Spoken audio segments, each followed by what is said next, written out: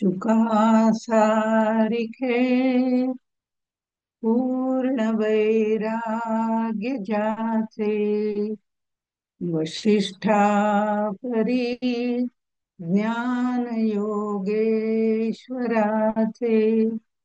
कवी वाल्मिका सारिखा मान्य ऐसा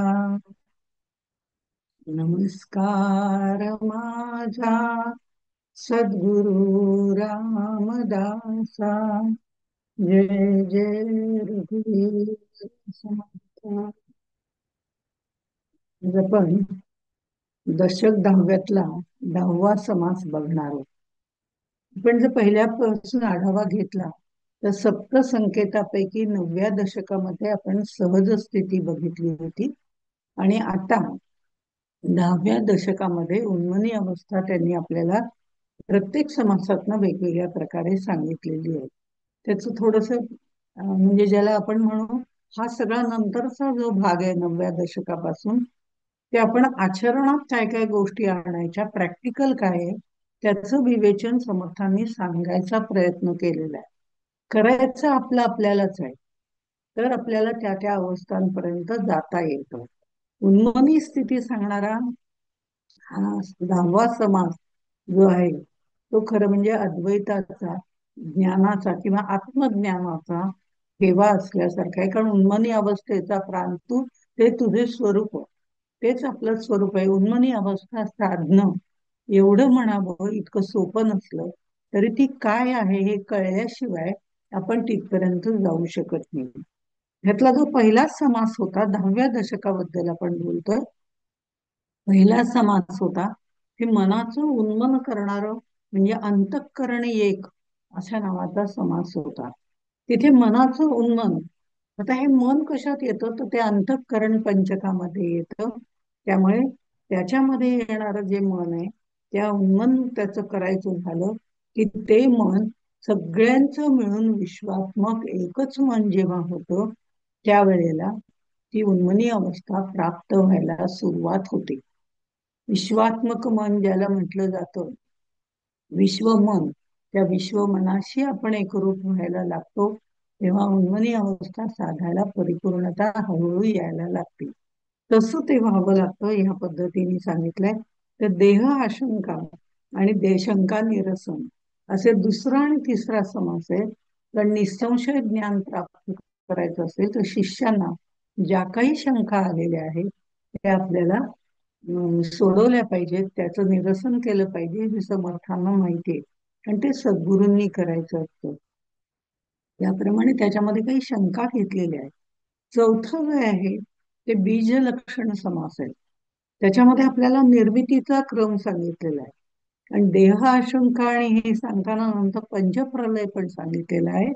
तर बीज लक्षणामध्ये निर्मितीचा क्रम सांगितलेला आहे. निर्मिती कशी होते, विश्वाची निर्मिती सांगितली. आणि पंचप्रलयामध्ये निर्मिती बरोबर त्याचा प्रलय कसा होतो आणि ते 5 प्रलय कोणते, त्यातले 4 आपल्याला टाळता येत नाही. पण विवेक प्रलय हा आपल्याला करावा लागतो. तो आपल्याला मनाच्या पातळीवर, बुद्धीच्या पातळीवर करावा लागतो. हे मन तेव्हाच उत्पन्न होतं ज्या वेळेला तो विवेक प्रलय केला जातो. आणि विवेक प्रलय काय हे त्यांनी भ्रमनिरूपणामध्ये आपल्याला सांगितलंय. जे जे दृश्य विश्वात्मक नामरूपात्मक जे जे दिसतं त्या सर्व गोष्टी नश्वर आहेत. त्याचा मनाच्या पातळीवरती लय करायचा आहे.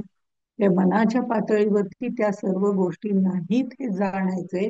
त्या सर्व गोष्टी तशाच राहणार आहेत, परंतु त्या अशाश्वत आहेत हे जाणून विवेकाच्या जोरावरती सगळीकडे त्या मागचं जे तत्व आहे, ते दृश्य जे दिसतंय त्याच्या मागचं जे अधिष्ठान आहे त्या परब्रह्माचं चिंतन करायचंय. आणि तेच सर्वत्र भरलेलं आहे, तेच आपल्याला पाहिजे. जे जे भेटे भूत ते ते मानिचे भगवंत, या पद्धतीने मानायचं नाही, त्याप्रमाणे आचरण करायचं. आणि अशा प्रकारे ज्या वेळेला सगळीकडे चराचरात परब्रह्म दिसायला लागतं तेव्हा उन्मनी अवस्था प्राप्त होते. मन विश्वात्मक व्हायला लागतं तेव्हा हळूहळू उन्मनी अवस्था प्राप्त व्हायला लागते. आणि ही उन्मनी अवस्था परिपूर्ण ज्या वेळेला होते त्यावेळेला आपल्याला आत्मज्ञान होतं. आपल्या आत असलेल्या अंतरात्म्याचं जी जाण आहे ती जाणीव आपल्याला कळायला लागते. जो अंतरात्मा आपल्या आतमध्ये आहे तोच अंतरात्मा विश्वामध्ये भरलेला आहे हे कळल्यानंतर मूळ मायेपर्यंत जाता येतं. कारण विश्वामध्ये जशी मूळ माया आहे तशा आपल्या आतमध्ये अंतरात्मा आहे. अशा पद्धतीने सांगून त्या अंतरात्म्याला जाणलं की विश्वात्मक आपल्याला होता येतं. आणि विश्वात्मक झाल्यानंतर हळूहळू निर्गुणाकडे, सगुणाकडून निर्गुणाकडे जाण्यासाठी सगुण भजन हे आपण सुरुवातीपासून केलेलं असतं. पण तेव्हा आपण ती मूर्ती, ती प्रतिमा किंवा अशा गोष्टी पाहून त्याच्याकडे सगुणाचं भजन करत असतो. त्याची पूर्ण अवस्था येते आणि त्या प्रत्येकाच्या मागचं तत्व आपल्याला दिसायला लागतं. ते तत्व म्हणजे परब्रह्म तत्व असतं. त्यावेळेला सगुणाकडून निर्गुणाकडचा प्रवास परिपूर्ण व्हायला लागतो. आणि तो जेव्हा, ती साधना जेव्हा पूर्ण व्हायला लागते त्यावेळेला आपण विश्वात्मकाकडून विश्वोत्तीर्ण होतो. विश्वोत्तीर्ण म्हणजे या सगळ्याच्या पलीकडे जाऊन जे निर्गुण तत्व आहे, ती जी मूळ माया आहे त्या मूळ मायेपर्यंत पोचतो आणि ती मूळ माया आपल्याला परब्रह्माच्या हातात हात घालून देते. म्हणून मायेच्या सहाय्याने सगळीकडे जायचंय. मायेच्या सहाय्याने आपल्याला सगुणोपासना करायची. त्या सगुणाकडून विश्वात्मक होऊन अंतःकरण पंचकातल्या मनाचं उन्मनी अवस्था करून, म्हणजे ह्या सगळ्या साधना ज्या आहेत त्या साधना वेगळ्या नाहीये. ते सगळ्या गोष्टी निधिध्यासानंतर, म्हणजे आतापर्यंत आपण श्रवण, मनन, चिंतन इथपर्यंत आपल्याला सगळं सांगितलेलं होतं. त्या चिंतनाचा सतत आपण जेव्हा ध्यास घेतो त्यावेळेला हळूहळू आपल्या आचरणात या गोष्टी यायला लागतात. आणि आपोआपच आपण बाकी सगळ्यापासून सगळ्यात राहून अलिप्त राहू शकतो.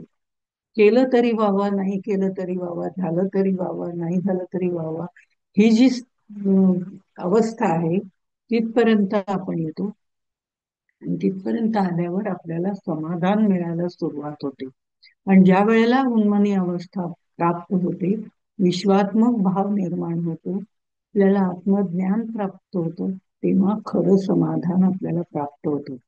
तोपर्यंत आपल्याला सगुण उपासनेच्या आधाराने निर्गुण उपासनाकडे आपण जाण्याचा हा सगळा प्रयत्न करतोय. पण आचरण हे सगळ्यात महत्वाचं आहे. ते जेव्हा ह्या गोष्टी आचरणात येतील, आणि आचरणात येताना सुद्धा वरवर दाखवण्यापुरते आचरणात येऊन उपयोग नाही की मी असं करते, मी तसं करते. आचरणात आणण्याचं दाखवण्याची गरज नसते.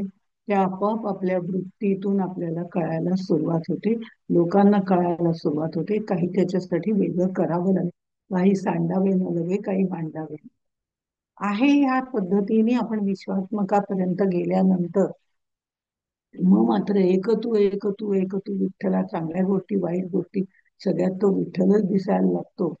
या पद्धतीने आपण विश्वोत्तीर्ण व्हायला सुरुवात होते. विश्वोत्तीर्ण होणं म्हणजे त्या आत्मस्वरूपाशी एकरूप होणं.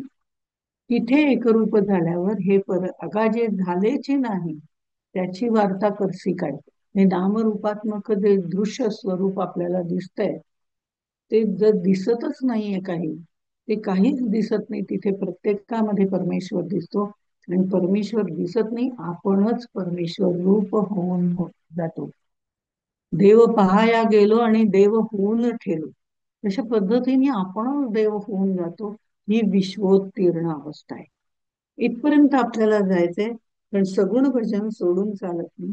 सगुण भजनाकडनं निर्गुणाकडे जायचंय, निर्गुणाकडनं त्याची प्रचिती घ्यायची. आणि या सगळ्या गोष्टी करत असताना हा प्रवास म्हणजे देहबुद्धी ते आत्मबुद्धी हा प्रवास आहे. हा जो 10वा दशक आहे हा सगळा आत्मज्ञानाचा दशक आहे. आणि इथे सुद्धा समर्थांनी या 10व्या समासामध्ये आपल्याला पुन्हा मूळ मायेचाच विचार मांडलेला आहे. पण मूळ मायेपर्यंत जाणं हे आपल्या हातात आहे. किंबहुना मूळ मायेपर्यंत जाताना सुद्धा सद्गुरूंची मदत लागते. पहिले 3 देह निरसन जे अज्ञानाचे आहेत, जे आपणहून घेतलेले आहेत, पांघरुण घालून घेतलेले ते पांघरुण आपल्याला दूर करता येतं. पण दूर झाल्यानंतर जो ज्ञानाचा देव आहे, महाकारण देव ज्याला म्हटलं जातं, आपल्यापैकी आपले जे चार देह आहेत त्यापैकी आपले चार देह आहेत, तसे ब्रह्मांडाचे पण चार देह आहेत. हे सगळं आपल्या मनावरती पुन्हा एकदा ठसवण्यासाठी समर्थांनी या 10व्या दशकामध्ये म्हणजे चळाचळ निरूपण किंवा चलाचल निरूपण हा जो समास आहे याच्यात सगळ्याचा पुन्हा आढावा घेतलेला आहे.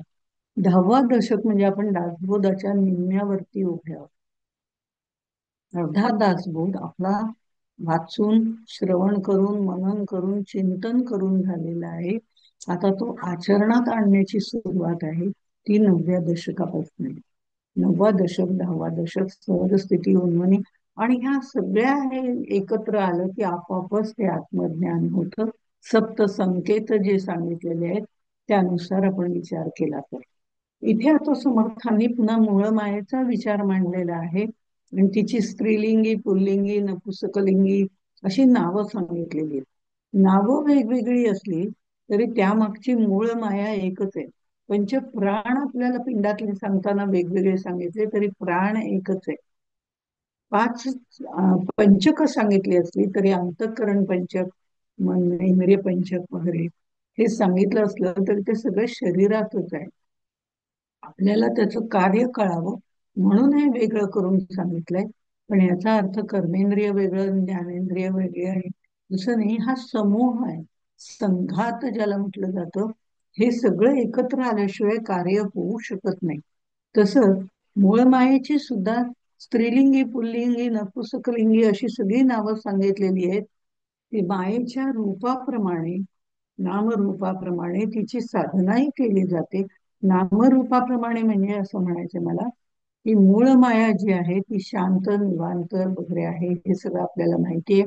त्याच्यातनं पुन्हा ज्या वेळेला सत्व, रज आणि तम हे 3 जे गुण आहे, त्रिगुण ज्याला म्हटले जातात, हे गुण जेव्हा वर खाली व्हायला लागतात, कमी जास्त व्हायला लागतात, त्यावेळेला त्या मायेचं रूप वेगळं होतं. आणि ते म्हणजे आपण गुणक्षोभिणी ज्याला म्हटलं जातं, पंचभूतात्मक आणि त्रिगुणात्मक अशी अष्टधा प्रकृती जिला म्हटलं जातं, गुणक्षोभिणी म्हटलं जातं. ते सगळं जे आहे तिथे ह्या वेगवेगळ्या तऱ्हेच्या उपासना केल्या जातात. तिथे त्या मायेच्या वेगवेगळ्या उपासना आपल्याला सांगितलेल्या आहेत समर्थांनी. त्यात चांगलेही उपासना आहेत, वाईटही उपासना आहेत. प्रत्येक गोष्टीत मायेच्या द्वंद्व आहे. हे आपण शीत आहे, उष्ण आहे, त्याप्रमाणे चांगले उपासना आहेत, वाईट उपासना आहेत. वाईट म्हणजे आपण त्याला वाईट समजतो अशा त्या उपासना आहेत. म्हणजे ज्याला बटुक मंत्र, चेटुक मंत्र असं समर्थांनी अनेक मंत्र जे सांगितलेले आहेत, मंत्राचा समास जो होता त्याच्यामध्ये बटुक मंत्र, चेटुक मंत्र, गंगाळ मंत्र वगैरे असे बरेच वेताळ मंत्र असे जे सांगितलेले, या मंत्रांची उपासना करणारी वाईट तमोगुणी आहे. वाईट प्रकृतीचे म्हणजे तमोगुणी असेल, पण सत्वगुणी पण साधना करता येते, जी विष्णूची आहे, ब्रह्माची आहे, परब्रह्माची आहे, मूळ मायेपर्यंत जाण्याकरता ती आपल्याला उपयोगी पडते. आणि ह्या बाकीच्या उपासनांमध्ये पूर्ण समाधान मिळत नाही. आपल्याला समाधानाकडे जाण्याच्या मार्गासाठी, ते प्राप्त करण्यासाठी उपासना गरजेची आहे. पण त्या प्रत्येक ह्याच्यामध्ये कुठेतरी अतृप्ती असते. ती उपासना करताना सुद्धा आज जशी उपासना झाली ना तशी पुन्हा व्हायला पाहिजे. ती आजची उपासना खूप छान होती, अगदी सगळेजण तन्मय झाले होते. आजची उपासना थोडी डिस्टर्ब झाली, म्हणजे माहिती नाही, मध्ये मध्ये कोणीतरी येत होतं आणि ती नीट झाली नाही. हे जे आहे हे द्वंद्व तिथे पण असतो. उपासना चांगलीच आहे, पण तिथेही द्वंद्व असतं, तिथेही काही वेळेला अतृप्ती असते. पण आत्मज्ञान प्राप्त झालं, ती उपासना सातत्याने करून, श्रवण, मनन, चिंतन, निवेद्य करून ते आचरणात ज्या वेळेला उपासना यायला लागते त्यावेळेला आत्मज्ञान प्राप्त होतं. त्या आत्मज्ञानामध्ये खरं समाधान प्राप्त होतं. बाकीच्या सगळ्या ज्ञानांमध्ये जे बहुधा ज्ञानमध्ये सांगितलेलं आहे तिथे अतृप्ती आहे. अतृप्ती म्हणजे चांगल्या अर्थाने मला अजून शिकायचंय, मला अजून बघायचंय, मला यातलं कळलं पाहिजे, मला त्यातलं कळलं पाहिजे, ही अतृप्ती त्या वेळेला आवश्यक पण असते.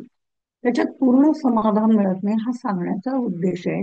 म्हणून आत्मज्ञानाचा मार्ग जिथे जातो, ती उपासना, ती साधना, तो सगळा परिपाठ, त्याचा प्रयत्न आपण केला पाहिजे असं त्यांनी सांगितलं. आणि हे सगळं सांगत असताना मायेची वेगवेगळी नावं सांगितलेली आहेत. पण ती सांगताना सुरुवातीला परब्रह्माचा उल्लेख करताना त्यांनी म्हटलंय, गगना सारिखे ब्रह्म पोकळ, उदंड उंच अंतराळ, निर्गुण निर्मळ निश्चळ, सदोदित श्रीराम, त्यास परमात्मा म्हणती, आणिक नामे नेणो किती, परी ते जाणिजे आधी अंती, जैसे तैसे श्रीराम. मागे समर्थांनी ब्रह्म आकाशासारखे आहे, म्हणजे आकाशाचं उपमा त्याला दिली होती, त्यातलं साधर्म्य सांगितलं होतं. आणि त्याच वेळेला त्या आकाशामध्ये निर्माण होणारा जो वायू आहे, तो वायू जाणीव आणि जगज्योती मिळून मूळ माया होते असं सांगितलेलं आहे.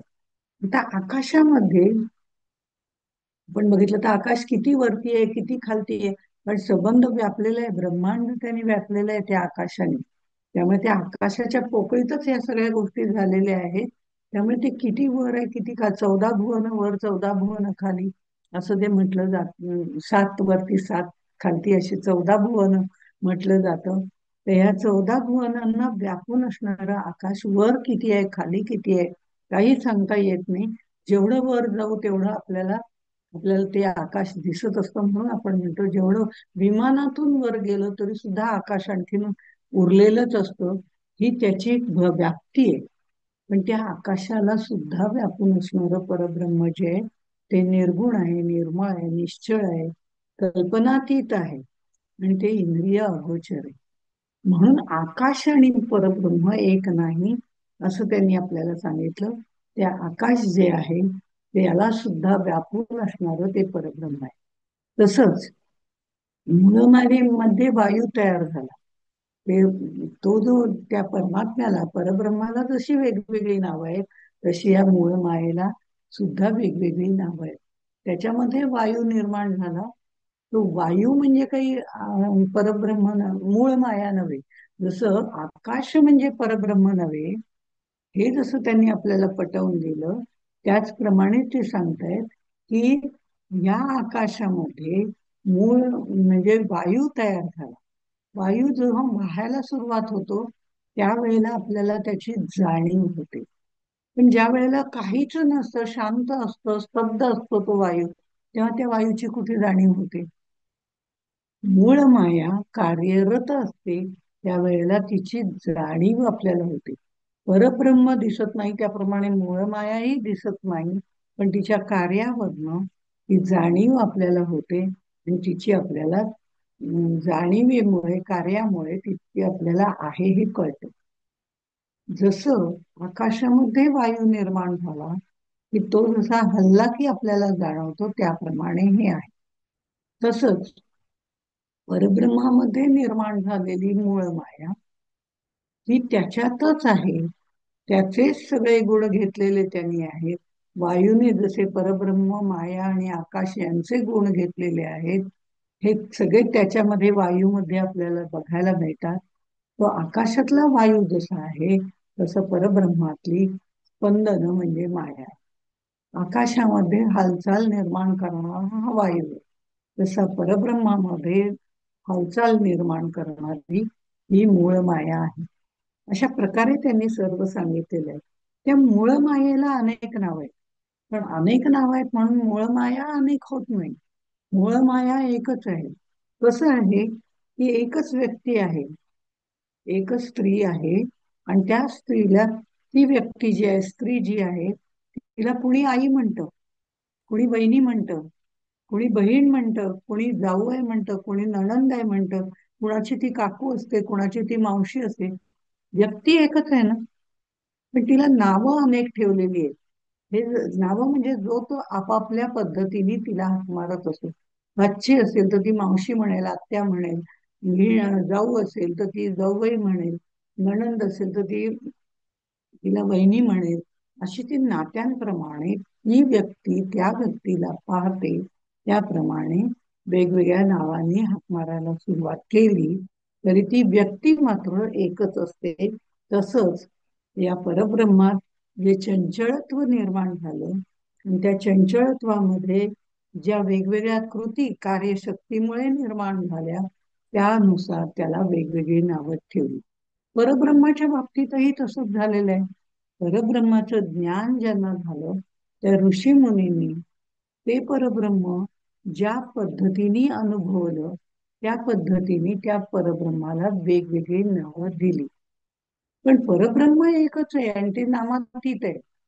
आम्हाला कळावं म्हणून तशी ही नावं दिलेली आहेत. आम्हाला त्याचं ज्ञान व्हावं, काहीतरी सांगण्याकरता आम्हाला त्या गोष्टीला नाव द्यावं लागतं. त्यावेळेला आपल्याला ती हे कमळ म्हटल्यानंतर कमळच आपल्या डोळ्यासमोर येतं.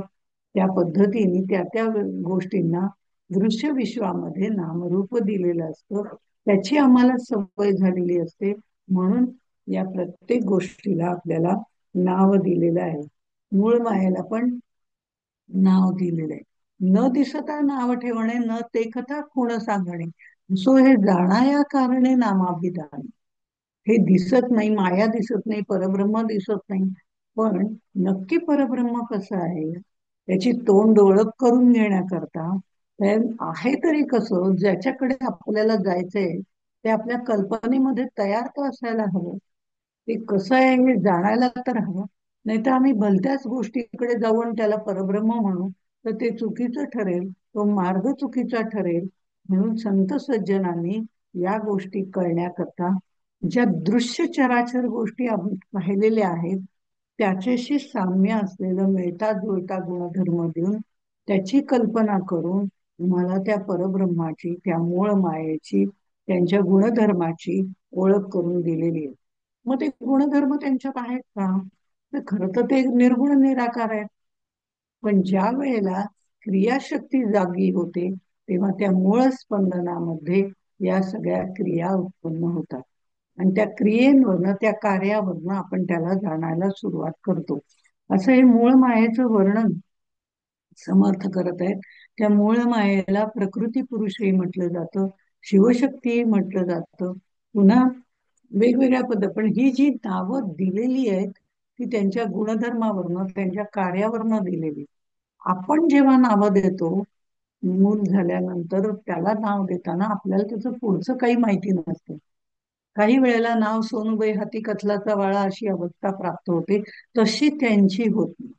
पण त्यांच्या कार्यावरून त्यांना नावं दिली जातात. म्हणून त्यांच्या बाबतीमध्ये जी नावं दिली ती त्यावेळी दिलेली आजही कायम. आणि त्याप्रमाणे प्रत्येकाला अनुभव त्याचा येत जातो. हे अनुभव घेणं जे आहे ही प्रचिती घेणं अत्यंत महत्वाची आहे. तर त्यांनी सुरुवातीला पुन्हा उत्पत्तीचा क्रम दिले, माया निर्माण कशी झाली, ते स्पंदन म्हणजे काय, हे सगळं त्यांनी सांगितलं. पण मुख्य गोष्ट निश्चळ गगनी चंचळ वारा, बाजू लागला भरारा, परी त्या गगना आणि समीरा, भेदा आहे श्रीराम. तैसे निश्चळ परब्रह्म, चंचळ माया भासला भ्रम, त्या भ्रमाचा संभ्रम करून दाऊ श्रीराम. त्या भ्रमाचा संभ्रम करून दाऊ म्हणून आणखीन ब्रह्म घोटाळ्यात पाडायचं नाहीये.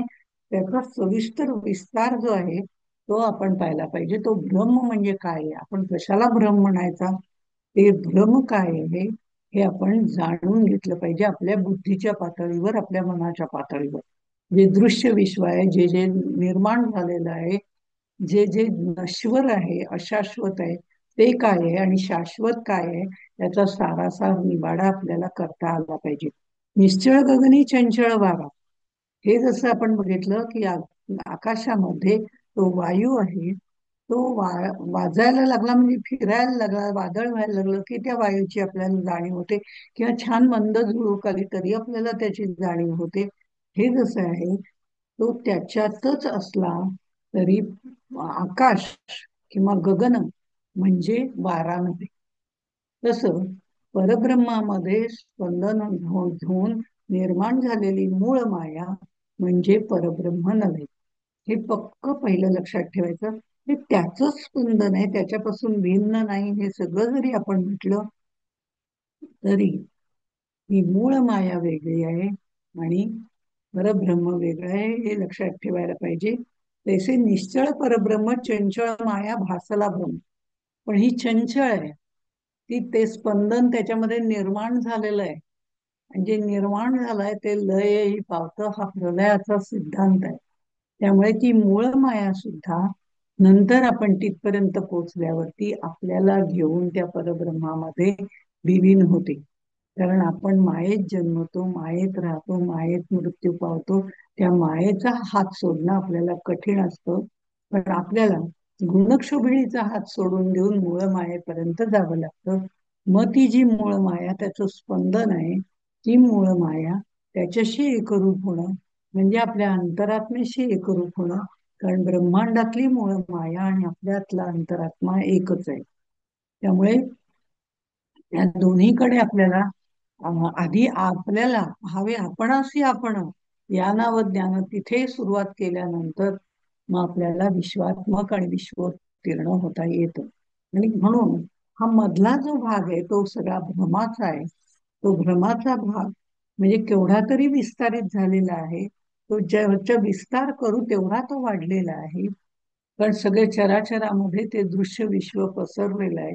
ते मनाच्या पातळीवरती दूर करायचंय. त्याचा संभ्रम आपल्याला दूर करायचा आहे. पण आधी तो काय आहे हे आपण भ्रमनिरूपणामध्ये बघितलेलं आहे. मग त्यांनी आपल्याला सांगितलं, अहमपणे जाणीव झाली त्याची मूळ प्रकृती बोलली, महाकारण काया रचली ब्रह्मांडीची श्रीराम. महामाया मूळ प्रकृती कारण ते अव्याकृती, सूक्ष्म हिरण्य गर्भ म्हणती विराट स्थूल श्रीराम. आता इथे चार आपले देहाचे चार देह जे सांगितलेले आहेत, पिंडाचे चार देह सांगितलेले आहेत आणि चार ब्रह्मांडाचे देह सांगितले. असे आठ देह ज्याला म्हटले जातात, पिंडाचे आणि ब्रह्मांडाचे मिळून ते आपल्याला सांगितले. इथला स्थूल देह आपल्याला आता माहितीच आहे. हा स्थूल देह म्हणजे अन्नमय कोशाचा बनलेला आहे, जो हाडामासाचा बनलेला आहे, त्याला स्थूल देह असं म्हटलं जातं. आणि हा स्थूल देह हा पिंडाचा झाला. तसा ब्रह्मांडाचा स्थूल देह म्हणजे या चराचरात जे सर्व जीव प्राणी आहेत किंवा ज्या ज्या चार खाणी चार वाणी जे म्हटलेले आहे, अशा पद्धतीने राहणारे जे सगळे जीव आहेत, ते जीव सगळे मिळून विराट पुरुषाचं रूप आहेत. ते ब्रह्मांडाचा विराट देह हा स्थूल देह आहे. म्हणजे आपला स्थूल देह तसा ब्रह्मांडाचा विराट देह, ज्याच्यामध्ये अनेक जीवात्मा आहे. आपले पिंडात आपण म्हणतो ना, तो जीवात्मा आहे. तो सगळ्या क्रिया करत असतो. जागृती, स्वप्न, सुषुप्ती या सगळ्या गोष्टी त्याच्यामध्ये येतात. तशा ब्रह्मांडाचा विराट देह म्हणजे हे जे अनेक प्राणी जे त्याच्यामध्ये आहेत, चारी प्राणी, चारी खाणी चारी वाणी मधले असणारे जे सगळे आहेत, त्यांचा उल्लेख विराट देह म्हणून होतो. नंतर आपला सूक्ष्म देह जो आहे ते मन आपलं आहे. या मनोनिर्मित ज्या सगळ्या गोष्टी होतात त्या सगळ्या सूक्ष्म देहामध्ये येतात. मग स्वप्न असतं, जागृती हे स्थूल देहाचं आहे, स्वप्न हे सूक्ष्म देहाचं आहे. अशा आपल्याला ह्याच्या आधी वेगवेगळ्या पद्धतीने सूक्ष्म देहाचं वर्णन आलेलं आहे. या सूक्ष्म देहामध्ये मन असतं. पण स्थूल देह, सूक्ष्म देह आणि कारण देह हे तिन्ही अज्ञानाचे असतात. आपला जसा सूक्ष्म देह आहे त्याला आपण जसं जीवात्मा म्हणतो, तसं शिवात्मा, हा जो शिवात्मा आहे तो हिरण्यगर्भ ज्याला आहे तो म्हटलं जातं. आपला जसा सूक्ष्म देह आहे तसा तो हिरण्यगर्भ, ज्याला विश्वमन म्हटलं जातं. विश्वमन म्हणजे सुद्धा हिरण्यगर्भ आहे. विश्वात्मा ज्याला म्हटलं, शिवात्मा ज्याला म्हटलं जातं तोही शिवात्मा म्हणा, विश्वात्मा म्हणा, काही म्हणा, त्यालाही अशी वेगवेगळी नावं त्या त्या ह्याच्याप्रमाणे दिली जातात. तो हिरण्यगर्भ हा आपला सूक्ष्म देह, तसा ब्रह्मांडाचा हिरण्यगर्भ ज्याला विश्वमन असं आपण म्हणूया. कारण आपल्या सूक्ष्म देहामध्ये मनाचेच सगळ्या गोष्टी चालू असतात. पुढचा जो आहे तो कारण देह ज्याला म्हटलं जातं. त्रिगुण आणि पंचमहाभूतात्मक जो देह धारण केला जातो त्याच्यामध्ये ज्या वासना निर्माण करण्यासाठी प्रेरणा दिली जाते, नुसते तिथनं पंचभूतात्मक देहासाठी त्रिगुणात्मक अशा ज्या भावना निर्माण होतात, त्या निर्माण करण्यासाठी जो कारण होतो, जे मटेरियल त्यातनं द्यावं लागतं, ते मटेरियल निर्माण करणारा कारण देह आहे. मग ते कार्यान्वित करायचं काम जे आहे ते स्थूल देह करतो, आणि पक्क करण्याचं की हे काम करायचंच आहे ते सूक्ष्म देह करतो. पण मुळामध्ये ते सगळं जे रॉ मटेरियल तयार होतं, सत्वगुणी काम करायचं का रजोगुणी करायचं, कोणता गुण वाढवायचा, हे सगळं जे रॉ मटेरियल तयार केलं जातं ते कारण देहामध्ये केलं जातं. ते केल्यानंतर पक्क काय करायचं ते सूक्ष्म देहामध्ये ठरवलं जातं, आणि सूक्ष्म देहानंतर मग पुढे ते कार्यान्वित करायचं काम स्थूल देह करतो. हे जसं कारण देह आहे तसं ब्रह्मांडामध्ये अव्याकृत, ह्याला अव्याकृत माया असं म्हटलं जातं, किंवा गुणक्षोभिणी ज्याला आपण म्हणतो ती म्हणजे अव्याकृत. हे लक्षात घ्यायचंय. मग ते जसं जीवात्मा, शिवात्मा, परमात्मा याला आपण म्हणतो. म्हणजे चौथी जी आहे ती मूळ माया, ही ज्ञानाची आहे. अत्यंत ज्ञानाचा असा देह आहे, त्यालाच आपल्या आपण आपल्यामध्ये अंतरात्मा असं म्हणतो. हा महाकारण देह आहे, जो प्रत्येगात्मा म्हणून पण ओळखला जातो. प्रत्येकामध्ये असणारा हा महाकारण देह. ज्ञानाचा देह सगळ्यांमध्ये आहे, पण अज्ञान आम्ही जास्त प्रिफर करतो कारण ते सहज सोपं सुलभ आहे. पण ते न करता त्या अज्ञानाचं आवरण दूर सारून आपल्याला महाकारण देहापर्यंत जायचंय, अंतरात्म्यापर्यंत जायचंय, त्या आतल्या अंतरात्म्याला जाणायचंय. त्याला जाणल्यानंतर आपोआपच मूळ मायेपर्यंत आपल्याला जाता येतं. कारण आपल्या देहामध्ये असलेला अंतरात्मा अंतर्बाह्य व्यापून आहे, ज्याला आपण मूळ माया असं म्हणतो. त्यामुळे जो अंतर्बाह्य व्यापून आहे, आपल्या आतमध्ये आहे म्हणून आपण त्याला अंतरात्मा म्हणतो. पण ती शुद्ध माया, ते शुद्ध स्पंदन आपल्यामध्ये पण आहे, ती मूळ माया आहे. पण जे सीमित केलं गेलेलं आहे, ज्याला आपण जीवात्मा म्हणतो, त्याप्रमाणे हे सीमित केलं गेलेला अंतरात्मा आपल्यामध्ये आहे. त्या अंतरात्म्याला ओळखणं म्हणजेच ब्रह्मांडातील मूळ मायेला ओळखणं आहे, तिथपर्यंत जाणं आहे. पण ते अंतर्बाह्य ज्या वेळेला ओळखायला शिकू तेव्हा ती मूळ माया आहे, पण ती सर्वाला व्यापून नाही. असे ही मूळ माया जी आहे ती परब्रह्मामध्येच आहे. असं स्थूल सूक्ष्म कारण महाकारण हे पिंडाचे चार देह आहेत, तसंच विराट हिरण्यगर्भ अव्याकृत आणि मूळ माया हे ब्रह्मांडाचे चार देह आहेत.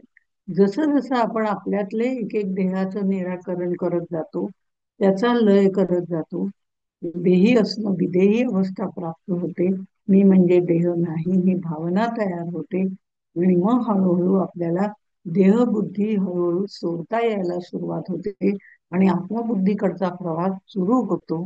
तो महाकारण देहाच्या पासून सुरू म्हणजे नुसती ओम नमः शिवाय, ओंकार म्हणजे नुसतं सुरुवात होते. पण ही सुरुवात जरी झाली तरी महाकारण देहामध्ये ज्ञानाचा देह आहे, त्याचंही निरसन करावं लागतं. आणि मग या सगळ्या देहांचं ब्रह्मांडातल्या करायचं असा त्याचा अर्थ नाही. जसं जसं आपण स्थूल देहाचं निरसन करतो, आपोआपच विराट देहाचं निरसन केलं जातं. पण स्थूल देह म्हणजेच ब्रह्मांडाचा विराट देह आहे. त्या ब्रह्मांडाला जाण्याची सुरुवात होते, जे जे भेटते भूत ते ते माने जे भगवंत, अशी सुरुवात होते. म्हणजेच विराट देह. नाही तर पहिले चार देह करू, मग नंतरचे चार देह जाणून घेऊ, आणि मग नंतरच्या निराश करू. ही सगळं सायमल्टेनियसली एका बरोबर एक होत असतं. पण त्यासाठी सगळ्यात महत्वाची म्हणजे चित्तशुद्धी. आपल्यामध्ये चित्तशुद्धी आणायला अतिशय वेळ लागतो, आणि तीन देहांचं निरसन करता करता हळूहळू चित्तशुद्धी होते. कारण हे तिन्ही अज्ञानाचे आहेत, आणि अज्ञान म्हणजे देहबुद्धी. अज्ञान म्हणजे मला कळत नाही, मला माहिती नाही, अशातलं अज्ञान नाही. अज्ञान म्हणजे देहबुद्धी हा अर्थ आहे. सुरुवातीला अज्ञान आहे, कळत नाही वगैरे हे म्हणणं ठीक आहे, अगदी साधनेच्या सुबद्ध स्थितीतून मुमुक्षु स्थितीमध्ये जाताना. पण साधक स्थितीमध्ये गेल्यानंतर आपल्या लक्षात येतं की हे जे सगळं आहे हे आपल्याला साधना करताना उपयोगी पडणार आहे. त्यामुळे माझा जो स्थूल देह आहे त्याचं निरसन करायचंय, किंवा सूक्ष्म जे मन आहे ते उन्मन करायचंय. आणि मग मला हे गुणांचं जे प्रमाण आहे ते सत्वगुणांकडे जास्तीत जास्त न्यायचंय. ते कमी जास्त होत असतो त्यातला तमोगुण सोडून द्यायचंय. त्याचा जरुरी पुरता वापर करायचा आहे. अतिशय जरुरी पुरता म्हणजे क्षुल्लक वापर करायचा आहे. कार्यरत तर व्हायचंच आहे, कारण साधना करणं हे सुद्धा कार्य आहे. आणि तिथे मीतूपणा आहे. मी साधना करतो, मी रामाची उपासना करतो, हा मीतूपणा आहे. द्वैत आहे तिथे पण. पण तिथपर्यंत आपल्याला जायचंय. आणि ती साधना आपल्याला करताना सत्वगुणाचं वाढवायचंय. आणि हळूहळू 3 गुणांच्या पलीकडे जाऊन मग जे ज्ञान प्राप्त करायचंय ते आत्मज्ञान प्राप्त करायचंय. तिथे 3 गुण पण सोडून द्यावे लागतात. निस्त्रय गुण्य भवार्जुन, 3 गुणाच्या पलीकडे जा असं अर्जुनाला सांगितलेलं आहे. सत्वगुण चांगला म्हणून तो ठेवायचा असं नाहीये, त्याचंही विसर्जन करायचं आणि गुणातीत व्हायचंय. हे गुणातीत होणं हे महाकारण देहापर्यंत जाण्याची अवस्था आहे. आणि मग महाकारण देहाशी गेल्यानंतर गुणातीत होताना सद्गुरू आपला हात धरतो. कारण तिथे आपल्यामध्ये कोणतेच गुण राहत नाही. त्रिगुणाच्या पलीकडे आपण जातो. कोणीतरी आपला हात धरावा लागतो. तिथे सद्गुरू आपला हात धरतात. आणि मग महाकारण देहाचा निराश कसा करायचा हा त्यांच्या कृपेने प्राप्त होणारा भाग आहे. तो ज्याचा त्याचा अनुभवाचा भाग असतो. आणि मग तिथे आपल्याला हळूहळू पुढे गेल्यानंतर मूळ मायेपर्यंत जाता येतं. स्थूळ देह म्हणजे विराट देह आहे. सूक्ष्म देह म्हणजे हिरण्यगर्भ आहे. मन आहे, ते मन उन्मन झालं की हिरण्यगर्भापर्यंत जाता येतं. उन्मन म्हणजे शुद्ध झाल्यानंतर, चित्त शुद्ध झाल्यानंतर, थोडं त्याची प्रत वाढल्यानंतर, चित्त शुद्ध झाल्यानंतर. आणि मग आपल्याला सत्वगुण आहे तोही दूर करावा लागतो. ते जे आहे ते अव्याकृत म्हणजे गुणक्षोभिणी मायेवरती सुद्धा आपला कंट्रोल असणं, म्हणजे त्या गुणांच्या पलीकडे जाणं, हा जो भाग आहे तो आपण जेव्हा करायला सुरुवात करतो, कारण देहाचं निरसन झालं की या सगळ्या गोष्टी ज्या विज्ञानाला निर्मिती करायला पोषक आहेत त्या सर्व गोष्टी आपोआप आपल्या गळून पडतात. त्याचं निरसन होतं म्हणजे गळून पडतात. आपल्याला त्याची इच्छा राहत नाही. आणि तरी सुद्धा आपण कार्यरत असतो. ते कार्य करताना सुद्धा हळूहळू आपल्याला वाटतं मी करून या करता, तो महाकारण देह. पण हळूहळू या सगळ्याची आपल्याला निरसन करायचंय. आणि मग आपण तिथून मूळ प्रकृतीपर्यंत म्हणजे मूळ मायेपर्यंत जातो. हे सगळं बरोबरच होत असतं. तर हे करू मग ते करू असं करत राहिलं तर अर्थात अनेक जन्माची पुण्याई लागते. कारण चित्त शुद्ध व्हायलाच आपल्याला पुण्याई लागते. आपलं चित्त कितीही शुद्ध करायचं म्हटलं तरी कुठेतरी इनर माइंडला अगदी आत आत नाही करायचं, कोणाबद्दल विश्वास नाही करायचा, कोण काय करतंय त्याच्याकडे लक्ष द्यायचं नाही, हे सगळं ठरवलं तरी कुठेतरी इनर माइंडला अगदी आत आत आपल्या मनात काहीतरी भावना निर्माण होतात. त्या सुद्धा जेव्हा निर्माण होत नाहीत तेव्हा चित्त शुद्ध होतं. आणि हे चित्त शुद्ध होण्याकरता साधना सांगितलेली आहेत. सगुण उपासना आपल्याला सांगितलेली आहे. ती सुद्धा निर्माण न होणं म्हणजे चित्तशुद्धी आहे. ही चित्तशुद्धी झाल्याशिवाय बाकीच्या काही गोष्टी होत नाही. शमदमादी षटसंपत्ती आपण साधनेने मिळवू शकतो, पण चित्तशुद्धी होणं हे अत्यंत महत्वाचं आहे. म्हणून या पद्धतीने आपल्याला या अष्टदेहांचं निरसन करता येतं असं त्यांनी सांगितलं. आणि त्या मूळ मायेपर्यंत गेलं, त्या मूळ मायेला अनेक पुल्लिंगी स्त्रीलिंगी वगैरे त्यांनी नावं दिलेली आहेत. त्याचा आपण थोडक्यात आढावा घेऊया. कारण सत्ता रूप, ज्ञानरूप, प्रकाश रूप, जगदीश, जगदात्मा, शिवात्मा, जीवात्मा ही सगळी मायेचीच रूप आहेत. ह्या सगळ्या ज्या गोष्टी आहेत या मायेतच येणाऱ्या आहेत. आता सत्ता रूप, ज्ञानरूप, प्रकाश रूप, चैतन्य रूप, आनंद रूप असं जे म्हटलेलं आहे हे सगळे परब्रह्माचे गुण जे आहेत. परब्रह्म निर्गुण निराकार म्हटलं तर तो बहुगुण. निर्गुण म्हणजे बहुगुण ही समर्थांनी केलेली व्याख्या आहे. त्यामुळे निर्गुण म्हणजे तसंच आणखी जगज्योती हा जो प्रकार आहे, वायू जगज्योती जाणीव, हे सुद्धा समर्थ वाङ्मयाच्या आधी आपल्याला कुठे पाहायला मिळत नाही. ते इथेच आपल्याला पाहायला मिळतं. त्यामुळे तेही समर्थांनी मांडलेला नवीन मुद्दा आहे. तसंच ह्याच्यामधलं जे सत्तारूप ज्ञानरूप वगैरे आहे, हे सगळं मूळ मायेमध्ये ते सगळे गुण दिलेले आहेत. ते सगळे गुण स्थिर, शांत, निवांत असेच परब्रह्मासारखे आहेत. ज्या वेळेला सत्व रजतम तिच्यामध्ये मिसळले जातात, त्यावेळेला ती गुणक्षोभिणी म्हणून होते, ती वेगळी आहे. पण मुळातली जी मूळ माया आहे, ती सुद्धा शांत निवांत आहे परब्रह्मासारखी. मग ही शांत निवांत असलेली ते परब्रह्माचेच सगळे गुण तिच्यामध्ये आहेत. परब्रह्म ही स्त्रीलिंगी नाही, पुल्लिंगी नाही. तो आत्मा, ती आत्मी असं काही आपण म्हणत नाही. स्त्रीच्या हृदयात असलेला सुद्धा आत्माच आहे, पुरुषाच्या हृदयात असलेला सुद्धा आत्माच आहे. म्हणजे ते पुल्लिंगी आहे का स्त्रीलिंगी आहे, तर तो पुल्लिंगी नाही, नपुंसकलिंग, तो लिंगातीत आहे. पुल्लिंगी नाही, नपुंसकलिंगी नाही, स्त्रीलिंगी नाही. पण आम्ही नावं त्याला ती दिलेली आहेत, तशी मायेला सुद्धा नावं दिलेली आहेत. आणि त्याप्रमाणे तिच्यातले सगळे गुण आम्हाला कळावेत म्हणून ही नावं दिलेली आहेत. स्त्रीलिंगी नावं देताना याला परमेश्वर म्हटलेलं आहे, ती म्हणजे सुद्धा माया आहे. परमेश्वरी म्हटलं तरी मायाच. परब्रह्म, परमेश्वर हा ईश्वर हाच मुळामध्ये मायेसहित जो आहे, परमात्मा परमेश्वर ज्याला आपण म्हणतो, ईश करता ज्याला आपण म्हणतो, तो ईश करता मायेसहित आहे, मायोपाधिक आहे. त्याला आपण परमात्मा म्हणतो. आणि त्यामुळे तो आणि परब्रह्म पुन्हा वेगळे आहेत. तो निर्गुण निराकार उपाधी रहित आहे. म्हणून अंतरकळा जाणीव जगज्योती परापश्यंती मध्यमा वैखरी जागृती स्वप्न सुषुप्ती या सगळी स्त्रीलिंगी नावं. पण जे जे आहे ते सगळं मायेत आहे. त्यामुळे ही सगळी त्या मायेचीच नावं आहेत. शांती, क्षमा वगैरे ही जी आहेत, काही नपुसकलिंगी नावं दिलेली आहेत, श्रवण, मनन, चिंतन, हे सगळं आपण मायेतच करत असतो. हे सगळे मायेचेच गुण आहेत. त्यामुळे तिला प्रकृती आणि पुरुष ज्या वेळेला म्हणतो, ती सुद्धा माया आहे. हा प्रकृती सहित असलेला पुरुष आहे, तो मायोपाधिक आहे. शिवशक्ती ज्याला म्हटलं जातं, तो मायोपाधिक आहे. पण जो पुरुष आहे किंवा परमश्रेष्ठ आहे, शिवशक्तीच्याही पलीकडे जो आहे, तो जो शिव आहे, त्याला मंगल शिव असं म्हटलं जातं. तो परब्रह्म स्वरूप आहे.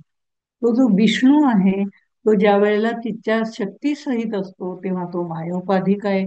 पण परब्रह्म स्वरूप असतो तेव्हा तो उपाधी रहित आहे. ती माया, त्याचं स्पंदन त्याच्यामध्ये शांत झालेलं असतं. तो निर्गुण निराकार आहे. अशा तऱ्हेने तिची मांडणी केलेली आहे. येणाऱ्या प्रत्येक गोष्टीमध्ये आपण ज्याला ज्याला नामरूप देऊ, ते सगळं मायेत येतं, हे आपण बघितलेलं आहे. विश्वात ब्रह्मांडात येणाऱ्या सगळ्या गोष्टी, भाव भावना वगैरे सगळ्यांमध्ये माया आहेत. नवे नवे ती तिचीच रूप आहेत, हे त्यांना सांगायचंय. मग शेवटी समर्थ म्हणतात, तो पुरुष ना सुंदरी, बाळ तारुण्य ना कुमारी, नपुसकाचा देहधारी नपुसक नव्हे, तो चालवी सकळ देहासी, करून याकरता म्हणती त्यासी, तो क्षेत्रज्ञ क्षेत्रवासी देही कुठसतो. जसा तो स्त्री नाही, पुरुष नाही, नपुसकलिंगी नाही, पण सगळ्यात देहाचे व्यवहार करणारा जो आहे, त्या व्यवहारांसाठी प्रवृत्त करणारा, त्या व्यवहाराला शक्ती पुरवणारा जो आहे, तो जो आतमध्ये बसलेला आहे शांत निवांत साक्षी रूपाने, तो काहीच करत नाही, तो फक्त शक्ती पुरवायचं काम करतो. ती जी शक्ती आहे ती त्याचीच शक्ती आहे. आणि ती शक्ती हे सगळं कार्य करते, जिला आपण मूळ माया असं म्हणतो, या जिला आपण माया असं म्हणतो. ती शक्ती त्याची जी आहे तिला माया असं म्हणतो.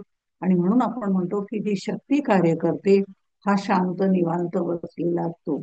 म्हणजे याला कूटस्थ असंही म्हटलं जातं. गीतेमध्ये ही संकल्पना मांडलेली आहे. आपल्याला माहिती आहे की कूटस्थ म्हणजे, कूट म्हणजे ऐरण, त्या ऐरणावरती हातोडीने घाव घातले जातात आणि मध्ये लोखंड असेल, तांब असेल, त्या धातूला आकार दिला जातो, नाम दिलं जातं. त्या लोखंडाचा आकार ठोकून ठोकून ऐरणीवरती वेगवेगळ्या प्रकारचा करून त्याला हातोडीने मारून त्याचं नाम रूप बदललं जातं. पण हे सगळं करत असताना हातोड्याला काही फरक पडत नाही, त्या ऐरणीला काही फरक पडत नाही. इतके घाव त्याच्यावर मारले म्हणून ऐरणीचा जो आकार आहे तो काही बदलत नाही. तो तसाच असतो, तो साक्षी रूपाने असतो. हातोडा निदान वर खाली क्रिया करत असतो. हा ही आयरण म्हणजे तो कूटस्थ आहे जो साक्षी रूपाने तिथे आहे. वरती जो हातोडा वर खाली होतोय ही क्रियाशक्ती आहे. ती क्रियाशक्ती मायेची आहे. त्याच्यात हे स्पंदन म्हणजे वर खाली होण्याची क्रिया ही कधी होत असते. तिचाही आकार बदलत नाही, त्याचाही आकार बदलत नाही. मध्ये जे आपल्याला तांबत किंवा लोखंड किंवा जे काही ठेवलेलं असेल त्याचा आवाज, त्याचा जो आकार आहे तो बदलत जातो. मायेकरवी सगळी ज्ञशक्ती देऊन तो तिला कार्यरत करतो. हतोडीचं काम माया करते आणि ती सुद्धा बदलत नाही. तो साक्षी रूपाने आहे. हतोडा वर खाली होतो म्हणून त्याच्यात स्पंदन आहे, ती माया आहे. घाव घालताना तो हलतो, त्यामुळे ती क्रियाशक्ती, ही निर्मितीची शक्ती त्याच्यामध्ये निर्माण होते. ती शक्ती पुरवणारा मात्र तो आहे. तो सगळं करून अकर्ता आहे. तोच मायेच्या सहाय्याने देह धारण करतो. क्षेत्रज्ञ असा होतो. कूटस्थही तोच असतो. तोच देही असतो. पण ते त्याचं शाश्वत रूप म्हणजे क्षर आणि अक्षर पुरुषामधला तो अक्षर असतो. आणि क्षर म्हणजे जे त्यांनी धारण केलेलं देह आहे तो नश्वर आहे. हे शाश्वत अशाश्वत क्षर अक्षर या सगळ्याच्या पलीकडे असणारा तो उत्तम पुरुष आहे. म्हणून दोन्ही पुरुष लोके असती द्वामिमो पुरुष लोके क्षराक्षर एवच, हा जो गीतेमधला श्लोक आहे त्याचंच भाषांतर समर्थांनी इथे केलेलं आहे. दोन्ही पुरुष लोकी असती क्षराक्षर बोलिजेती, सर्व भूते क्षर म्हणती अक्षर कूटस्थ बोलिजे श्रीराम. उत्तम पुरुष तो आणिक निप्रपंच निष्कळंक निरंजन परमात्मा एक निर्विकारी श्रीराम. निरंजन, त्याला कुठलीही उपाधी नाही, उपाधी रहित निरपेक्ष असा जो आहे तोच उत्तम पुरुष आहे. ते म्हणजे परब्रह्म आहे. ही वेगवेगळी दिसणारी रूप जी आहेत ती वेगळी आहेत, ते परब्रह्म वेगळं आहे. मूळ माया वेगळी आहे, गुणक्षोभिणी माया वेगळी आहे, विराट पुरुष वेगळा आहे. हे सगळी त्याची स्वरूप आहेत, पण ती मिश्रित स्वरूपात आलेली रूप आहेत. सत्वगुण रजतम या सगळ्यांनी व्यापलेली ती रूप आहेत. जे शुद्ध स्वरूप आहे, जे कसलीही उपाधी नाही, कुठलेही गुण त्याच्यामध्ये नाही, असा निर्गुण जो आहे तो परब्रह्म आहे. म्हणजे क्षर आणि उत्तम पुरुष हेही याच्यामध्ये त्यांनी सांगितलेले आहेत. ज्याला आपण देही म्हणतो, देही असं म्हटलं जातं, क्षेत्रज्ञ म्हटलं जातं. ही नावं वेगवेगळी आहेत. त्या त्या उपमा त्या त्या वेळेला ज्या पद्धतीने दिल्यात त्या त्याचं वर्णन केलंय, त्यातलं साम्य दाखवलंय, त्यावेळेला ते शब्द वापरलेले आहेत. आणि हे गीतेच्या बाबतीमध्ये तर असं आहे की दासबोध हा भगवद्गीतेचा स्वैर अनुवाद आहे. समर्थांनी बऱ्याच ठिकाणी गीतेचे श्लोक, गीतेचे अर्थ या भावार्थ घेऊन दासबोधामध्ये त्याची रचना केलेली आहे. असं म्हणाला स्वैर अनुवाद, स्वैर म्हटलं जातं, गीतेचा स्वैर अनुवाद असं म्हटलं जातं. मग पुढे ते म्हणतात, चारी देह निरसावे साधक देहातीत व्हावे, देहातीत होता जाणवे अनन्य भक्त श्रीराम. आता इथे साधकाने चार देहांचं निरसन करावं आणि ते देहातीत व्हावं. चार देहांचं निरसन झालं म्हणजे अंतरात्मा जो आहे, आत राहणारा आत्मा आत उरतच नाही, तो अंतर्बाह्य व्यापून जातो, तो विश्वात्मा होऊन जातो, विश्वात्मक होऊन जातो. अशासाठी हे चार देह निरसन करायचे. आपण बघितलं, स्थूल देहाचं निरसन करायचं असेल तर शमदमादी षट संपत्तीचा आधार घ्यावा लागतो, जो त्यांनी सुरुवातीला आपल्याला सांगितलेला आहे. सूक्ष्म देहाचं निरसन करायचं असेल तर मनाची चित्तशुद्धी, चित्तशुद्ध मन बुद्धी चित्त अहंकार याच्यामधल्या चित्तशुद्धीची प्रस्थापना करायचे, चित्त शुद्ध करून घ्यायचे. ते शुद्ध चित्त झालं की आत तो शुद्ध परमात्मा वास करायला सुरुवात होते. हे चित्त शुद्ध आपल्याला करावं लागतं. मग कारण देह जो अज्ञानाचा आहे त्यातनं आपल्याला बाहेर पडायचं असतं. हे दोन्ही देह मावळले, त्याचं निरसन झालं की त्या कारण देहाला काही काम करायचं कारणच राहत नाही. त्यामुळे आपापच त्यातल्या वासना, ज्या ज्या इच्छा, ज्या ज्या शक्ती त्याच्यामध्ये निर्माण झालेल्या असतात, जे रॉ मटेरियल तयार झालेलं असतं की त्याच्यापासून पुढे काय करायचं हे ठरवलं जातं, हे जे कारण आहे तेच हळूहळू शांत होऊन जाते. अज्ञान जे आहे ते देहबुद्धीचं अज्ञान जे आहे ते हळूहळू नष्ट व्हायला सुरुवात होते. आणि मग महाकारण देह जो ज्ञानरूप आहे, तिथे सद्गुरु कृपा आधीपासूनच आपल्यावर असते. पण पहिले तीन देह निरसन करेपर्यंत सद्गुरु आपल्याला सहाय्य करतातच. पण ते मागं उभं राहून, थांब मी तुझ्या पाठीशी आहे, पण कार्य आपल्याला करायचं. नंतर मग मात्र सद्गुरु आपला हात धरून पुढे नेतात.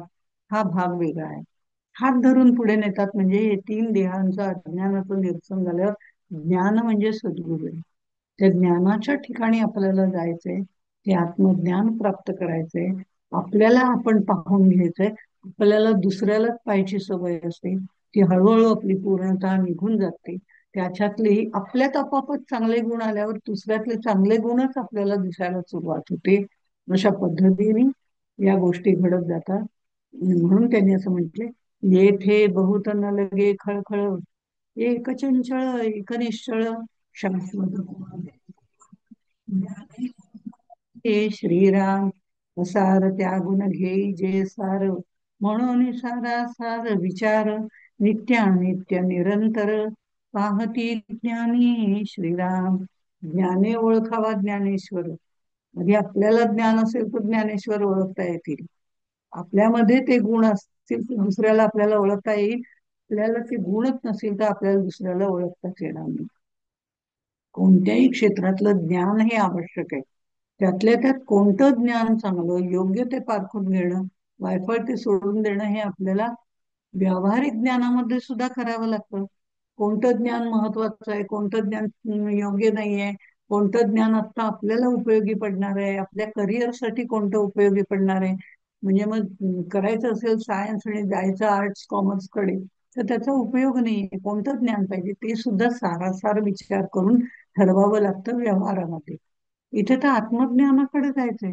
मग शाश्वत काय आणि अशाश्वत काय याचा निर्णय करण्याची क्षमता, सार काय असार काय ह्याची ओळखण्याची क्षमता आपल्यामध्ये यावी लागते. आणि त्यासाठी आध्यात्मिक ग्रंथांची गरज घ्यावी लागते. शास्त्र प्रचितीनंतर हळूहळू सद्गुरूंनी हात धरल्यावर ते त्यांची गुरुप्रचिती आपल्याला सांगायला सुरुवात करतात. आणि या दोघांचा अभ्यास, निधिध्यासन, आचरण आपल्यामध्ये यायला सुरुवात झाली की आपल्याला आत्मज्ञान होतं.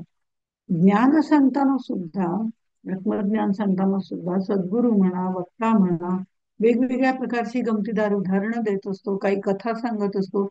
आपल्याला त्या कथा बाजूला सरळ सारायचे, त्या फक्त आपल्याला थोडस मनोरंजनात्मक व्हावं म्हणून सांगितल्या जातात.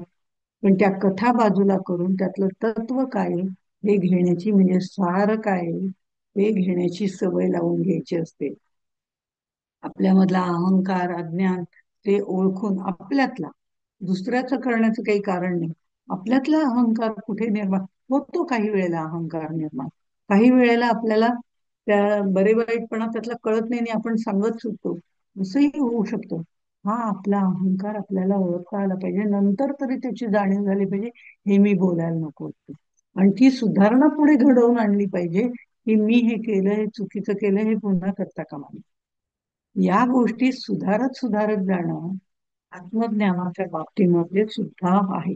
त्यामुळे आत्मज्ञानासारखं सार हाती लागल्यानंतर निश्चळ परमात्मा परब्रह्म त्याचा आत्मबोध सद्गुरू करतात. आणि म्हणून समर्थ ओळीने सांगताना असं म्हणतात, जेथे ज्ञानची होते विज्ञान, मनची होते उन्मन, तेथे कैचे चंचळपण, आत्मयासी श्रीराम. बाकी सगळे बदलणार आहे, अंतरात्मा सुद्धा चंचळ आहे, मूळ माया सुद्धा चंचळ आहे, हे आतापर्यंत आपल्याला सांगितलं. अंतरात्मा हा शब्द होता, आता हळूहळू पुढे आपल्याला सातत्याने येत राहील की अंतरात्म्यापर्यंत आपल्याला जायचंय. त्यामुळे पुढच्या ह्याच्यामध्ये सगळं ते बघायला मिळेल, हळूहळू बघायला मिळेल, उलगडत जाता येईल.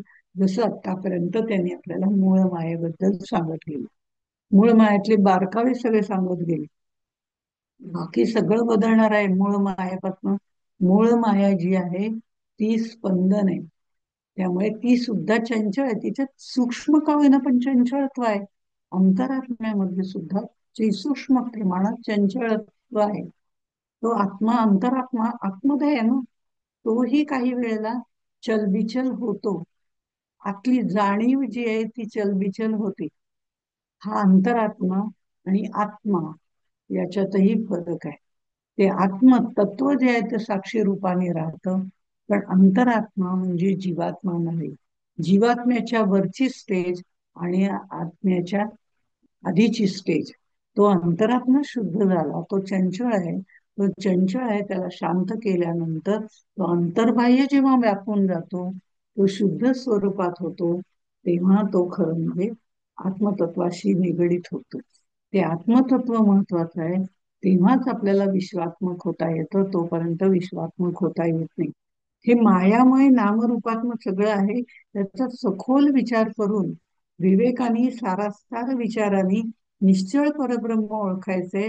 आणि मग श्रवण मननाने हे सगळं समजतं. निधिध्यासन आणि सतत चिंतनाने ते आपल्या मनामध्ये ठसतं. आणि मग त्याचा अनुभव यायला सुरुवात होतो. तो अनुभव म्हणजे ते विज्ञान आपल्याला जाणवायला लागतं, तो परमार्थ.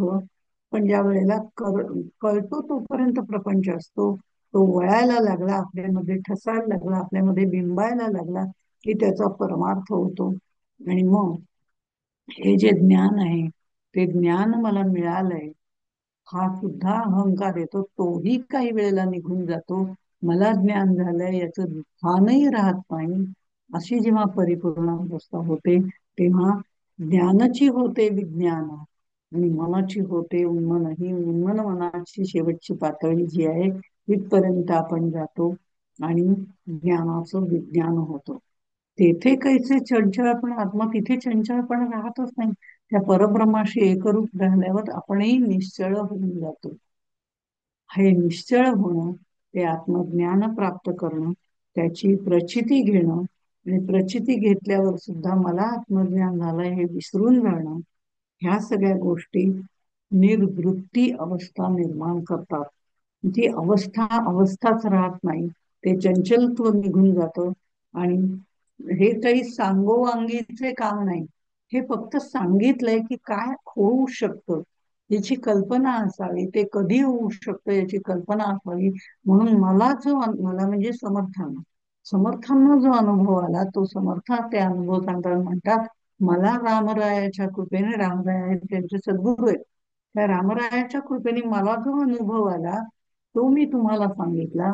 असाच अनुभव तुम्हाला सुद्धा येईल. ही गुरु प्रचिती आपल्याला समर्थांकडनं कळते, म्हणजे ज्याच्या त्याच्या गुरुकडनं आपल्याला कळते. सत्या एवढे सुकृत नाही, असत्या एवढे पाप नाही. प्रचितीवण कोठेच नाही समाधान. सत्य म्हणजे स्वरूप जाणं, असत्य हे माया जाणं. आता इथे सत्य असत्याची वेगळी व्याख्या त्यांनी केलेली आहे. निरोपिले पाप पुण्य रूपे सहित. सत्य म्हणजे आत्मस्वरूप, सच्चिदानंद मधलं सत्य, सत्स्वरूप, सत्ता स्वरूप म्हणतो ते सत्य स्वरूप पण आहे. मग सत्य म्हणजे आत्मस्वरूप. मग असत्य म्हणजे काय? मूळ मायेपासून आलेलं सगळं जे आहे ते असत्य. माया ही सुद्धा एक संकल्पनाच आहे, जी शंकराचार्यांनी मांडलेली. कशासाठी? परब्रह्म समजावून देण्यासाठी. कल्पना जी आहे ती अशाश्वतच आहे. त्यामुळे असत्य म्हणजे माया. मायेने सर्व पापमय दृश्य जे आहे, आता पाप म्हणजे काय आणि पुण्य म्हणजे काय, तर पाप म्हणजे माया आणि पुण्य म्हणजे परब्रह्म. आता हे शेवटच्या वरच्या दृष्टिकोनातून त्यांनी सांगितलंय. याचा अर्थ बाकीचं पाप आहे म्हणजे आपण करतो ते पाप आहे अशातला भाग नव्हे. मग साधना पण पाप आहे का वगैरे असे प्रश्न नाहीये. इथे त्यांनी ती फक्त व्याख्या बदलली की पाप पुण्य जे आहे ते आपण जे गुणशोभीपासून आपण जे पुण्य कर्म करतो, पाप कर्म करतो, या ज्या पाप पुण्याच्या कल्पना आहेत याच्यामुळे आपल्याला पुनरपी जन्म पुनरपी मरणम पर्यंत यायचंय. पण 3 देहांचं निरसन झाल्यावर त्या पाप पुण्याच्या कल्पनाच राहू शकत नाहीत. कारण त्या अज्ञानाच्या कल्पना आहेत, त्या मायेत येणाऱ्या कल्पना आहेत. तिथे मूळ मायेपर्यंत आपण आलो, स्पंदनाचं स्वरूप आलं, की आता ते स्पंदन, ते जे सूक्ष्म चंचलत्व आहे, ते सुद्धा बाजूला करायचंय. ते सुद्धा पापात्मकच आहे. पुण्याचं आहे खरं ते तिथपर्यंत पोहोचणं, पण तसं पुण्य नाही. त्यांनी म्हटलं ते मग आपल्याला कुठे जायचंय, तर परब्रह्माकडे जायचंय. म्हणून ते पुण्य, हे पाप, असं तुलनात्मक दृष्ट्या, सापेक्ष दृष्टीने त्यांनी सांगितलेलं आहे. इथे पुण्य म्हणजे त्या सत्याशी एकरूप होणं आहे. त्यासारखं दुसरं भाग्य नाही, म्हणून पुण्य म्हटलेलं आहे. तिथे अपराशी नष्टच होतात. मुळात देह हे पापाचं पोतडं आहे, पंचमहाभूतांपासून निर्माण झालंय. देह मायेतला आहे, त्यामुळे तो त्या दृश्यातून नामरूपातून जात असतो, सुख घेत असतो. काही वेळेला ते सुख मिळवण्याकरता बाह्य गोष्टीत रमतो, तेव्हा काही पाप केली जातात. ती पाप, त्याला पाप म्हटलेलं आहे. पण इथे आपल्या मूळ मायेच्या ठिकाणी असलेलं जे स्पंदन आहे, ते स्पंदन सुद्धा आपल्याला ते चंचलत्व, ते सूक्ष्म मीची, अहमची सूक्ष्म जाणीव, ते जे स्पंदन आहे, तेही आपल्याला गळून पडलं पाहिजे, तेही दूर केलं पाहिजे. जसं आपण आतापर्यंत म्हणत होतो की अहम, अहंता, अहंकार, दर्प, याच्यापैकी पुढची तीन तर गळून पडलीच आहेत, कारण आता आपण तीन देहाचं निरसन केलंय. आता मूळ मायेपर्यंत आलेलं आहे. ती जी सूक्ष्म भावना आहे, जी आपल्याला साधनेच्या परिपूर्णतेपर्यंत आवश्यक असते, तीही तिथे विसर्जित करायचे. तिथे मीच राहत नाही, तर मला ज्ञान झालं ही भावनाही राहत नाही. अशा तऱ्हेने तिथपर्यंत पोचायचंय. त्या मूळ मायेपर्यंत पोचल्यानंतर, त्या मीच निरसन झाल्यानंतर, अहम अस्मी गळून पडल्यानंतर, ब्रह्म एकमेव, एकमेव अद्वितीय ते राहतं. ते स्पंदन त्याच्यामध्ये विलीन होऊन जातं. हे जे आहे त्याला पुण्य म्हटलंय. पूर्वसुकृताची जोडी. अशा पद्धतीने हे सगळे चित्तशुद्धीपर्यंत आल्यानंतर मग आपल्याला तिथपर्यंत पोहोचता येतं, असं त्यांनी सांगितलं. थोडं आपण पटकन घेऊया. वेश केला वरीवरी परी अंतरी दोष भरला, त्या दोषाच्या दहनाला आत्मज्ञान पाहिजे. वरवर पोशाख केला, बाह्यरूप उत्तम केलं, अंतरंगात जर दोष असतील तर आत्मज्ञान होत. बाह्यांगाचा विषय नाहीये परमार्थ हा, हा अंतरंगाचा विषय आहे. त्यामुळे अंतर्दोष निर्मूलनासाठी, दोष निवारण करण्यासाठी, ते दोष नष्ट करण्यासाठी आत्मज्ञानाची गरज आहे. साधकांनी आपला प्रवास चालू ठेवायला पाहिजे. नाही निर्मळ जीवन काय करील साबळ, वर्ण खूप सुंदर आहे, आतमध्ये जर काहीच नसेल, ते जर शुद्ध नसेल, चित्त शुद्ध नसेल, तर कशाचाही उपयोग होत नाही. तैसे चित्त शुद्ध नाही, तेथे बोध करील काही, तो बोध काही तिथे होणार नाही. आपल्या हातून असे मनुष्य तीर्थाटन, नित्यनेम, पोथी वाचन हे करून सुद्धा काही होणार. मग हे करायचं नाही का? चित्त शुद्धीसाठी ते सगळं करायचंय, हे तितकंच खरंय. पण चित्त शुद्धी होण्यापर्यंत ते करायचंय. नंतर हे सगळं आपल्या घरीच येते. ते तीर्थक्षेत्र जिथे भक्त आहे तिथेच निर्माण होतं. अशा तऱ्हेने ते होत असतं. त्यामुळे अंतःकरण शुद्धी ही सगळ्यात महत्वाची आहे, असं समर्थ सांगतात. या प्रचितीच्या गोष्टी प्रचित पहावी आत्मदृष्टी, प्रचित वेगळे कष्टी होऊच नये श्रीराम. हे कोणी कुणाला सांगून काही होणार नाही. हे सांगतात सद्गुरू, ते आपल्याला कळावं म्हणून सांगतात. तो मार्ग आपला बरोबर आहे की नाही हे ठोकून टाकून बघायला सद्गुरू आपल्याला सांगतात. पण या मार्गाने आपलं आपणच चालत जायचंय, आपला आपणच अनुभव घ्यायचाय. सद्गुरू या साधनावरती दीपस्तंभ आहे, प्रत्येक ठिकाणी आपल्याला मार्ग दाखवणारे आहेत. वाटचाल आपल्यालाच करायची आहे. कुठे पडायला लागलो तर सद्गुरू हात धरायचं काम करतील. पण गुळाची गोडी जसं म्हटलं जातं, की गुळ खाल्ल्याशिवाय ती गोडी कळत नाही, त्याप्रमाणे आपली आपणच ही प्रचिती घ्यायची असते. रामरायाच्या कृपेने मी ती प्रचिती घेतलेली आहे, आणि म्हणून ती प्रचिती कशी घ्यायची हे मी तुम्हाला सांगतो, असं समर्थ आपल्याला सांगतात. आणि रामरायाजवळ म्हणतात की लोकांना ही प्रचिती घेण्याचा निश्चय कायम टिकू दे, आणि तो निश्चय कायम ठेवू आपण. त्या प्रचितीपर्यंत जाण्याचा हळूहळू या जन्मात ना पुढच्या जन्मात हळूहळू आपण प्रयत्न करू, आणि या मार्गावरून जाण्याचा निश्चय आपण करू. असं आपण ठरवून इथेच थांबूया. पुढच्या वेळेपासून पुढचा दशक आपला सुरू होईल. तोपर्यंत इथेच थांबू. जय जय रघुनाथ.